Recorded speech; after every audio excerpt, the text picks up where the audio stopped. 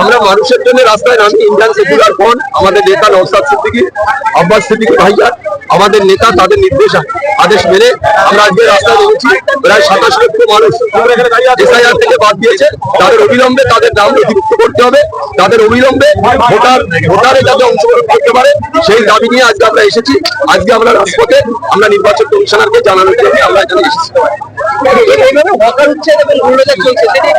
সেটা পরবর্তীতে আমরা বুঝতে দেখবো চলছে কি চলছে পশ্চিমবাংলার মানুষ। তারা নিশ্চয়ই আমরা তো জনগণের প্রতিনিধিত্ব করছি, মানুষের জন্য প্রতিনিধিত্ব করছি, দল প্রতিনিধিত্ব করছি। নিশ্চয়ই পরিস্থিতি অনুকূলে না থাকলে নিশ্চয়ই আমরা রাস্তায় নামবো। তার যা যা করার উত্তরপ্রদেশের সরকার তো বাংলা চলে বুলডোজার চলুক আর যাই চলুক, মানুষ শেষ করা বলবে। আজকে যারাই বুলডোজার চালাবে তারা সরকারে থাকবে আগামী দিনে। আর সঠিক কাজ করলে, ন্যায্য কাজ করলে